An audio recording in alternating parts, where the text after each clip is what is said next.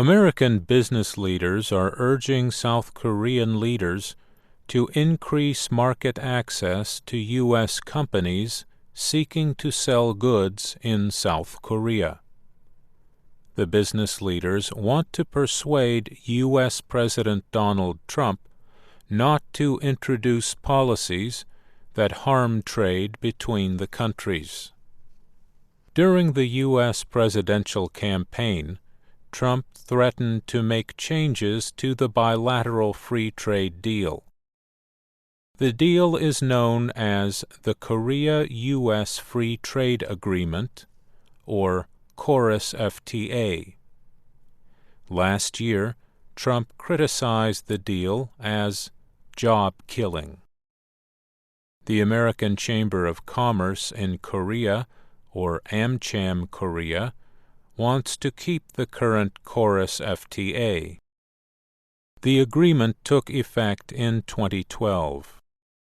The deal removed 95% of tariffs on consumer and industrial products over 5 years.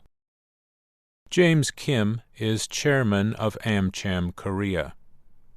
He said South Korea should consider ending some regulations on imports that hurt trade. We need to make the Korean economy more transparent and predictable by making the regulatory process more deliberative, Kim said recently in Seoul. The American car industry, for example, has said it spends a lot of time and money on unneeded environmental rules. It also says it faces regulations that often are introduced without notice or explanation. 15% of cars in South Korea are from foreign manufacturers. In other developed economies, such as the U.S. and European countries, foreign cars make up 40% of the market. The American Automotive Policy Council says nearly 80% of the trade deficit with Korea is in automobile trade. That deficit was almost $28 billion in 2015. Jeffrey Jones is a former AmCham Korea chairman. He says Trump's statements on trade add urgency to efforts to take care of misunderstandings about trade practices. But he says time is running out. AmCham Korea is sending a group to Washington, D.C. to defend the current trade agreement. The group wants to speak with lawmakers about how the trade deal is working. South Korean officials say most problems have been solved through negotiations. They say the trade agreement also has helped the U.S. economy. The Korea Automobile Manufacturers Association says U.S. car imports to South Korea have increased by 20% in 2 years. AmCham Chairman Kim says one way to build support for the U.S.-Korea trade agreement is to show how American exports to South Korea have increased.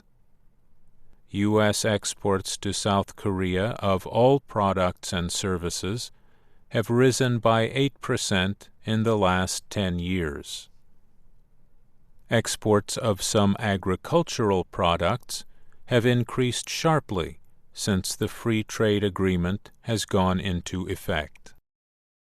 Kim notes that several Korean companies, including carmakers Hyundai and Kia, have opened factories or offices in the U.S. The Korean companies have created more than 45,000 American jobs. Recent news reports suggest that Samsung Electronics is considering opening a new manufacturing center in the U.S. Trump wrote on Twitter, "Thank you, Samsung. We would love to have you." Samsung did not confirm that it would build a new factory. It did say, however, that it was making an investment of $17 billion in a semiconductor factory in Austin, Texas. The trade agreement between the U.S. and South Korea is bilateral, meaning between two sides.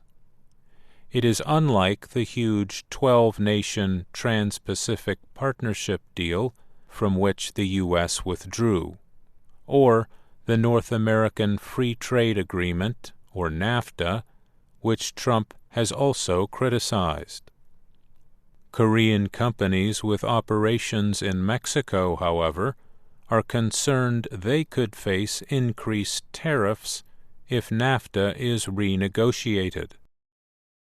NAFTA covers trade among Mexico, Canada, and the U.S. I'm Mario Ritter.